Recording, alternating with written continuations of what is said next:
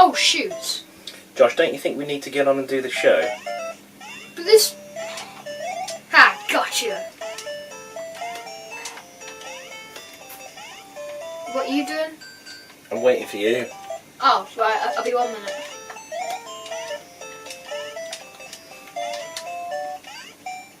Oh, sugar!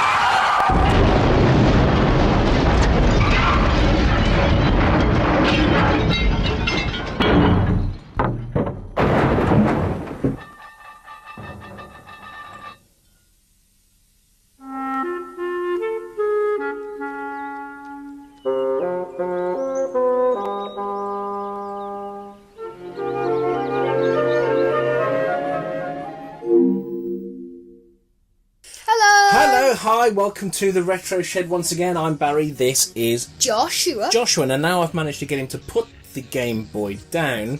We can talk about what we wanted to talk about to you guys this week. So now, those of you that saw our last show will remember that I want to look at some of the launch titles for the PlayStation 2, because we can't really have a retro gaming shed without taking a look at the best gaming console of all time. And this is a retro gaming shed, really, so you've got a good point there. And now, actually, this got me thinking. Oh no. Yes, I thought before we needed to have a look at a couple of the launch titles on the PS2, we really need to spend a few moments taking in the glory of this actual wonderful machine.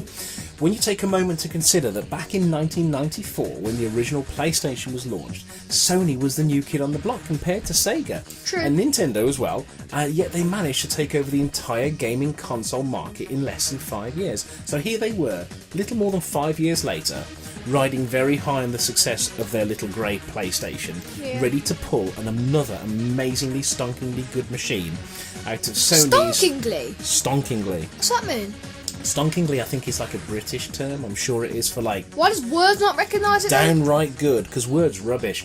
And so they were ready to actually pull another stonkingly good console out of Sony's gigantic, money-filled hat. I suppose you've got a point there, haven't you? I mean... And this is a machine that outsold literally everything before its time and after its time. Yeah, it's the best-selling console of all time. I mean, this is exactly what I mean.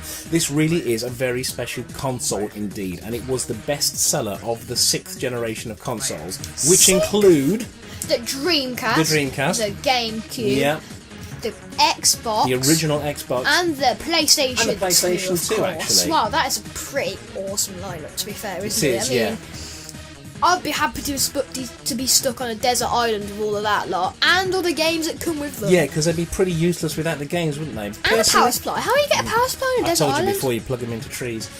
I personally would just be happy with an Amiga on a desert island. A one Amiga versus that lot? One Amiga versus that lot. And a crate of discs, of course. But yeah, I'll tell you what, we'll save that debate for another show, because the Amiga happens to be my favourite computer of all time.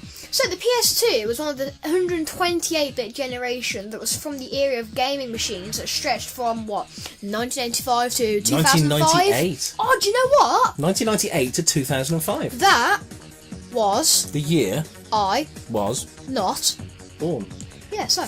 This generation of hardware began in 1998 with the launch of the brilliant Dreamcast. Oh, we love the Dreamcast. That was well ahead of its time. Do you know what? We've only had the Dreamcast for a few weeks, but we absolutely love it. What an amazing machine. But Dreamcast, something or someone was looming a pretty large and dark shadow over the Dreamcast, like the Sword of Damocles, and that was Sony. The Sword of Damocles, I'll show you later. And that was Sony with the imminent release of their second console, strangely enough called the PlayStation 5. 2. Now, the PlayStation 2 is a pretty big deal for Sony. I mean, hot off the awesome success of the original PlayStation, gamers were getting pretty excited for what Sony was promising to be the most powerful console on the planet. And not only this, but it was going to be a DVD player. A DVD player? Oh, DVD player, mate. That's great. As well, plus including backwards. What's a DVD player? Is that an Australian DVD player? I said it wrong. Yeah, so... Yes, come on, professional. As well, plus include backwards compatibility with PlayStation 1 games. Yeah, and it finished it. Yes, and this one feature, the DVD player, Shut up. pretty much secured Dreamcast's fate. Sony announced the PlayStation 2 in March of 1999 and were promising a 128-bit console with the graphics and power to rival 3 times the power of any Pentium PC, which was a very bold statement, actually. A bold statement. So, the timing of the announcement came as a huge blow to the Dreamcast sales, which itself was enjoying successful sales of over 500,000 consoles in its first 2 weeks of launch. That's right, it was, yeah. And Sony were actually showing playable demos of Gran Turismo and Tekken Tag Tournament. I remember seeing them in Edge magazine, actually, and it showed off the power of their new hardware. The console was launched in March 2000 in Japan, as always, and October in North America, and last of all, as usual, us in the UK and Europe got theirs in November of 2000. Yeah, really. So, sales of the consoles made over $250 million on the first day of sales. That's a bit like Apple with their new sheep phone, isn't it, really? Sheep phone? The iPhone. You mean the iPhone X? Yeah, everyone just buys it. Oh, so million. That was beating the $97 million on the first day of the Dreamcast sales, actually. Yeah. Such was the interest and demand for the console, it's difficult to find PS2s in any source for a while due to manufacturing problems. There was issues with it, actually. Yeah, my one, incidentally, had to go back after the first week. So I had a brand new PS2. Once it got delivered by Raw Mail because they lost it, and within the first week there were problems with it playing DVDs. The audio and the video was out of sync, so it went back. However, if you had more money than sense and you were finding it difficult to find a PS2, you could pop onto eBay and pick one up for over £1,000. Wow! Which is nuts. You may as well just wait. The fact that it was also a DVD player, and it also shut up, and it also allowed people to play their collection of PS1 games was a no-brainer. Yeah. And Sony sold over 900,000 copies within the first 24 hours of going on sale. 900,000 consoles, actually. I keep on saying copies! You don't understand the difference between the word console and copy. I know I don't. Interesting, actually, because if you'd have built up a huge collection of PlayStation 1 games, it was a no-brainer, because you were picking up a PS2 knowing that all your games would still play on it, which is really remarkable. The fact that DVD players were around the £100 and £150 mark in the UK still, you were getting the most powerful console that money could buy and a DVD player in one. Who wouldn't want a PS2? A fish? A fish probably wouldn't want a PS2, to be fair. So, PS2 was so successful so quickly, by the end of 2000, Sega announced the end of the Dreamcast. Which was pretty sad news indeed. Which is pretty sad news indeed, as it's also marked the end of the Sega and home console market. Sega, we miss you. We do miss you, Sega. Please come back. Please. I know Dad misses the age. Come back, Sega. Dad misses the age of popping a cartridge into the console and not having to wait for updates and paying for the notes for broken content and being scanned for add-ons and... That's my boy, it's starting to rub off. I'm going to get you a t-shirt saying, "We hate EA," or "EA, you've destroyed the gaming market." That's brilliant. Wonderful. Now, I hate you for that. with Sega quitting the market, which was a very sad thing actually, Sony pretty much had the market to themselves for over 6 months, where they ruled the roost and built huge market domination until the GameCube and the Microsoft Xbox was launched. Yeah. There wasn't anything else worth buying really, so everyone just bought the PS2. Yeah, in response to the threat from the offerings from Nintendo and Microsoft, Sony dropped the price of the PlayStation 2 from $299 to $199, making it the same price as the GameCube and $100 cheaper than the Xbox. That's right, yeah, and the GameCube was, I think, not as powerful as the PS2. No, it wasn't. Typical Nintendo, they released a machine. Underpowered consoles. A slightly underpowered console, yeah, and they did the same with the Wii U, actually, didn't they? The GameCube was not as powerful. The Xbox, however, was more powerful than the PS2, so they matched the GameCube price, actually, which was a good selling tactic. Now, the PS2 continued to sell very strongly, and in 2004, Sony released a slimline version of the console in time for the launch of Grand Theft Auto GTA. San Andreas. Was that the first ever GTA? No, GTA 3 I think was the first one on PS2. Hang on, why GTA 3? Why isn't it just GTA 1? Why is it GTA 3 if it's the first one? Because GTA 1 I think was out on the original PlayStation back in the day. PS1? Yeah. PS1 had a Grand Theft Auto, but it was very different. I'll show you. Okay. The price dropped twice more, and in 2006 they announced its successor, strangely enough called the PS7. PS3. The console itself was a very powerful machine indeed. Software was shipped on DVD-ROM, and it could also play CDs and CD-ROMs. It did.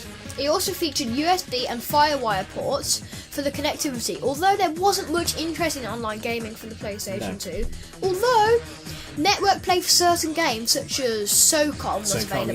Yeah. I remember buying SOCOM actually, and it advertised network play, although I never did it. No. The hardware featured a custom CPU, which Sony called the Emotion Engine, so it wasn't an off-the-shelf. I hate it when you pull that to It's a technical part. When I start talking technical, you just glaze over, don't you? So it wasn't an off-the-shelf CPU, and they also designed a custom graphics processing unit capable of rendering 75 million polygons per second. Also, they said, which to be honest was a bit of an unworldly figure, because when you take into account lighting and particle effects, that figure drops to more like 15 to 16 million polygons per second. Here's an amazing fact actually. Did you know there are even more PlayStations on the planet than ants? Ants? Ants. That's a lie, you've just made that up. There's more ants on the planet than anything else. Sorry, I did make that up. But it's not far from the truth, actually. Did you know that you will find a PS2 at every single car boot sale in the UK at any one time? Yes. And every single car boot market in the UK has at least 50 PS2 games for sale at any one time. Did you just make that up? Yes, I did. That's true, actually. You're right. I suspect that if any of you guys out there are after a PS2, make your way to the UK, go to a car boot market or a thrift sale or whatever they What's call it. a thrift sale? It's like the US version of a boot market. Oh. A thrift sale. You will find a PS2 everywhere. There's games everywhere, consoles everywhere. That's how many of these things were sold. Everywhere. If you make that up, it's pretty accurate. Yeah, so... And the things are everywhere. Do you know, I have a theory. Oh no. Long after mankind has been eradicated from the planet, or we've managed to eradicate ourselves from the planet the way Trump and Kim Jong-un are Kim getting, Jong-un! aliens will be finding strange black slabs of plastic, a bit like the monolith on 2001 A Space Odyssey, with a strange inscription PS2 on them. And the aliens will be thinking, what are all these things we keep finding? We're finding them buried, we find them in, recycle pits, we find them everywhere, floating in the sky, and they'll wonder what the PS2 was and what on earth these crazy humans... What the hell were they? Yeah, wow, what are these crazy humans doing with all these bits of black plastic? Fact time. Did you know that Sony wanted owners to decide whether they wanted the console to sit upright or flat like this? They even went as far as making the PS2 badge to rotate on the front of the console, whichever way you want it to sit. They did, and could you imagine the costs and the engineering just behind making that PS2 logo spin like that? £5.50. Attention to detail was quite amazing, actually. Okay, did you know that the PS2 memory card could only accept a laughable 8 meg by today's standards? But at one point, Sony could not make them fast enough for the millions of owners that had bought the PS2, and there was actually a worldwide shortage of memory chips around that time. Well, did you know that Sony released a version of Linux to the PS2 that turned into a desktop computer? I didn't know that. The pack included a copy of Linux, a network adapter, a keyboard, and a mouse. Did you know that game production was at its peak in 2004? And if you discount all the regional variations of the game, there are currently over 3,800 titles available for the PS2. You mean games? Yeah. And the two launch titles that I had on the day my PS2 was finally delivered by Raw Mail once it found it was the awesome TimeSplitters and SSX. Yes, did you know? I'm joking. That's what we're going to be taking a look at right now. We are, no, not right now. What we're doing right now is going to take one apart and have a good look inside and see what lurks underneath that lovely plastic shell. Here's a look at what's inside a PS2. Yeah. Now, these are the basic components that are inside a PlayStation 2. Once you've stripped it down and taken the lid off it, and taken the heat sinks and all the metal shrouding away, what you're left with is a DVD-ROM drive with a game stuck in it. I don't know what game that is. So you've got a DVD-ROM drive. Here's the mains power supply that's actually built into the PlayStation 2. It doesn't have an external brick like the Xbox did. So quite a chunky power supply there. And here's the main board itself. So as you can see, there's the CPU, which Sony calls the Emotion Engine, and there's the graphical unit. That's the GPU. Sony called that the graphics synthesizer, I think. And there's your main board. You've got the CMOS battery there, and that's pretty much all you have in a PS2. 3 major components. Right, we are taking a look at TimeSplitters, which was one of my favourite launch titles, actually. And this was created by a company called Free Radical. Do you know Free Radical were? Rare. They were, that's exactly right. Yeah, David Doak from one of the developers of GoldenEye left Rare in 1998, I think. That's really shit, man. To set up Free Radical. And this was their launch title on the PS2, and I've got to admit, it is very, very nice indeed. I was very impressed with the visuals. It's very smooth, isn't it? The scrolling and the visuals. You're shooting me. There you are. You got a minigun. What a great game this is. Do you know what? TimeSplitters 2 is, I think, the better of the two. But because this was a launch title, this is why we're taking a look at this one and not TimeSplitters 2. And what a launch title it is. I think it's brilliant. There's one up there. There we go. The controls are very much like GoldenEye on the N64. Yeah, they are. They are. The way that you can turn. I like it how it automatically reloads. I do like that. Does it? Automatically reloads for you. Yeah, I think you killed him. I'm struggling to tell when they're dead or not. Yeah, because they get back up, some of them, don't they? Yeah. I know there's a guy around this corner. Ah! I feel like Arnie when I do that. I don't know why. There's going to be a guy around this corner, isn't there? Yeah. Got him. What's that, health? What do you think of it so yes, far? Health. I do quite like it. Graphics It's a are good game, isn't it? It's really smooth scrolling. With this game, you get the feeling that, whichever way I turn, it's going to be one around the other end, isn't there? Yeah, probably. Oh, is that the... I feel like this is the wrong corridor because it's gone red. No, I think it's just the lighting down there. Oh, fudgesicles. Get on the floor. You can change weapons, I think. Shoot! What's that? Oh, God. One of the buttons does allow you to change... You can change weapons. There you go, got There it. you go. I'm just trying to imagine this situation in real life. Whoa, whoa, whoa. I feel like this is the scene in Star Wars, isn't it? Get down there. Where's he going? Get on the floor. Oh, he just gave me a minigun. Yes, thank you. 60 rounds. 60 rounds? 60 rounds, I think. Be careful. Make your shots count.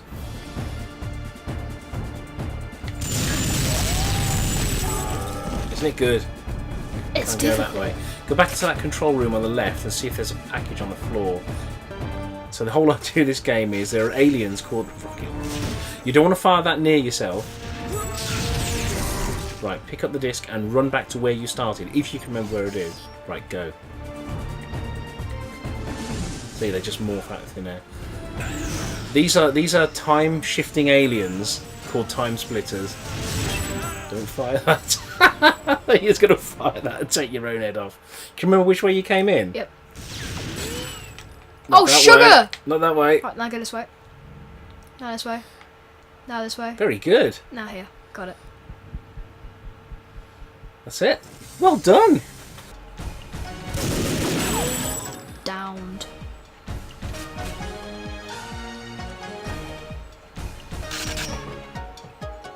Let's reload. Nice shot.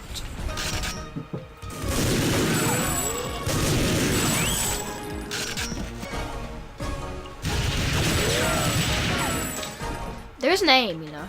Yeah, I know. But the auto aim on this is actually very good. I like this level actually.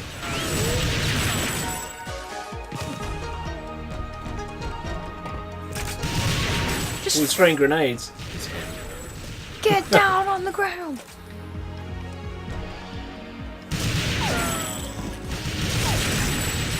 Watch it, watch it, watch it. Bullets spraying at you.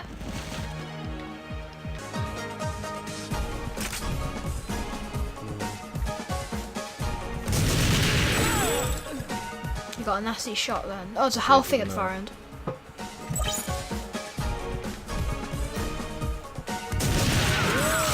Use the shotgun on this level. See? Oh, yes. Dual using. You can't beat dual wielding anything, can you? Just run in and shoot. What's that? Oh, yes, we're back to start now. Armour. Oh. No, we're looking on this level for a briefcase. There's health there. When you haven't played a game for years and you revisit it and you remember how good it was. That's so overpowered. Do you know what? I don't like the way it changes weapons automatically. Why That's does a it change little bit weapons automatically? annoying. I'd rather change weapons myself. Oh, 2 shots to the face. He wasn't expecting that. Painful, bro. Oh, it'll be in there. Oh, the kitchen. Is there a mad knife thrower in here? Yeah, I think there is. I like the way he was doing that. Did you see the way he was doing that? Yeah. Just aiming wildly over the top of the kitchen counter. Where's the mad knife thrower? Get down on the floor.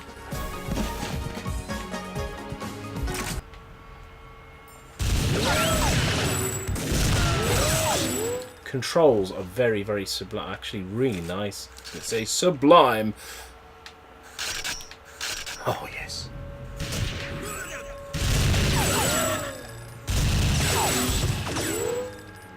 What do you think of TimeSplitters, Josh? I like it. It's good, isn't it? Very, very good launch game. I was very impressed with it.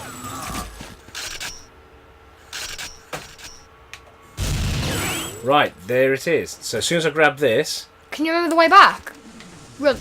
So these time-splitting... Now I'm down to one weapon because in my other hand... You got the briefcase. I'm holding the briefcase, that's right. So these time-splitters will keep warping in. You can shoot them if you want to. I ran past all of them. The best bet... Well, the best bet is to... Use your shotgun on them. I'd say use your shotgun on them. Yeah, you probably can, but I'm trying to run.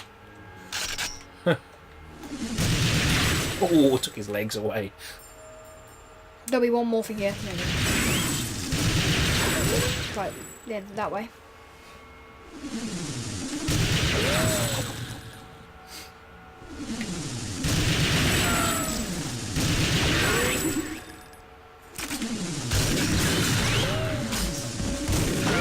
One shot will take them down.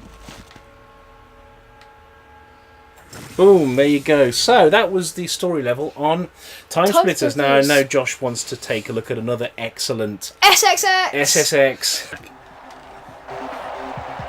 Right, Josh is going to take part in a race. Here's a quick overview of the track that he's going to be on.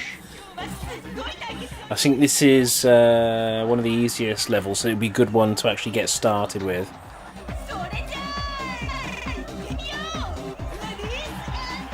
Don't know what she's getting excited about. Anyway. Right, come on then, come at me. Yeah. Get out of there. That's it, like that. I remember that in SSX tricky.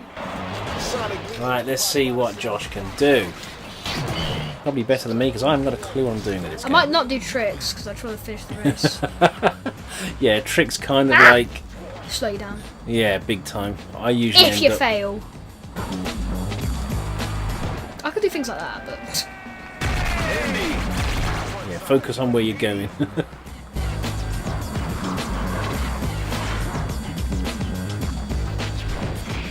Fudgesicles. That's slowly down. Where's the rest of them? Oh, they're behind you, coming up. I'll put it in distance. So it's a nice, easy beginner's lap, this is, isn't it? Yeah.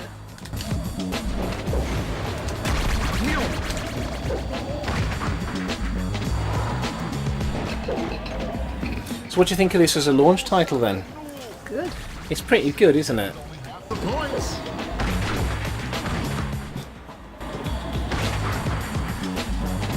So as we were saying, wasn't it earlier, more an emphasis of gameplay than actually Content. Oh. More emphasis on the actual visuals than the gameplay. I think that's today though, isn't it? I think the problem with consoles today is they focus so much on making the games look utterly stunning that the gameplay goes to pot. This has got brilliant gameplay and it still looks good actually. You can't I don't think you can knock the visuals of the for a launch title on the PS2. And don't forget, people hadn't really got to grips with programming it back then. Oi! Shut them off. How? Use the right joystick. Get close to them and use the right joystick.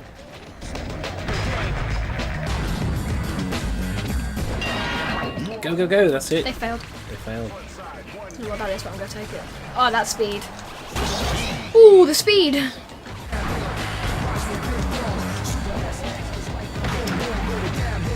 This track's easy. Then I say that and I crash. This is the easiest track. This is semi-pro. Oh no, fudge. Level 1, I think. Go. It's going to be a really nasty jump at the end of it. Oh shoot! Ooh. I didn't see that! No! Sugar! That's because you keep selecting reverse camera, don't you? And you can't see where you're going to land. Oh no! dear. Well, there you go. That was the awesome PS2, featuring some great games actually. Yeah, Two of my favourite games. I love the PlayStation 2. I mean, it's still great today. I mean, we love playing on it. I love the controller. I love the graphics. I love the games for it. It was tense. It was. The graphics are very good. The PlayStation 2 for me is one of the best consoles of all time. I loved my PS2. I've got to admit though, I played it a bit less when the Xbox came out because of games like Halo. I loved Halo. How dare you? And Project Gotham and things like that. But do you know what? The PS2 is a great console today. It's great to dig it out and have a look at some of these play on it. wonderful old games. Yeah, and I love the fact that the early PS3, the 60 gig PS3, allowed you to play PS2 games on it. But I do believe that's only one version though, wasn't it? I do believe they stopped it. Yeah, after the 60 gigabyte version. God knows why. Sony, what were you thinking? Stopping people from playing PS2 games on PS3. On PS3, it made no sense maybe you can whatsoever. play PS3 games to the PS4.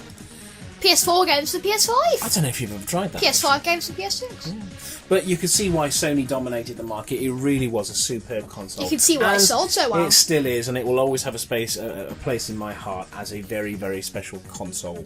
So, indeed. Now, what we did next time? Moving on. Next week we'll Can we be do this? inviting Isabel back to the shed because Isabel wanted to have a look at the best-selling Nintendo console of all time. I don't blame her, I love it. Which is the fabulous Nintendo Game Boy. Thank you very much again, Stuart, for lending us your Game Boy. And I'm going to make an offer on it. You will never see it again. There'll be a fight, actually, between Isabel and Josh. And Stu.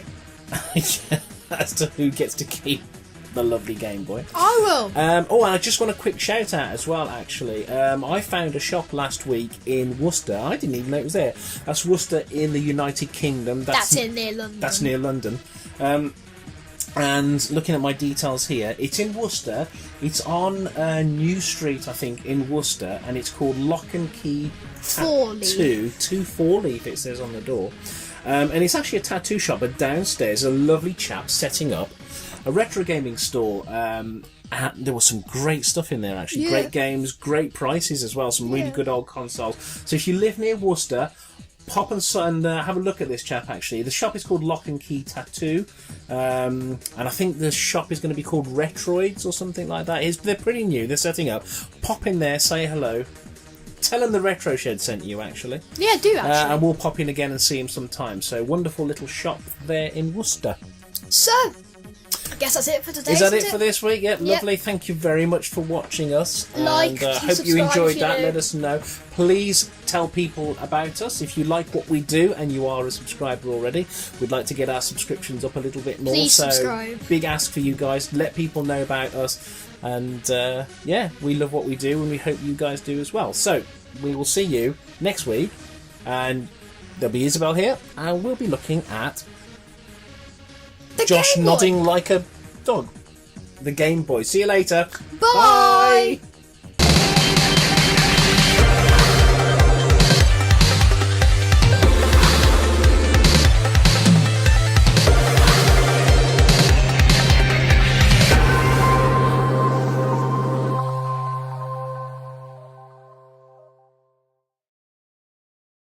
Says over 500,000 copies.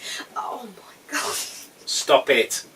Stop it. I can't help it. Point 14. I can't help 3, it. 2, 1. Read it slower. The Go. timing of the Hang on. the- Go. the timing of the announcement came as a huge blow to Dreamcast. Cut. Right, once again, point 14. Ready? Compose. Some of the outtakes. 3. I'm going to punch you in a minute. 3, 2, fight. 3, 2, 1. So the timing of the announcement came as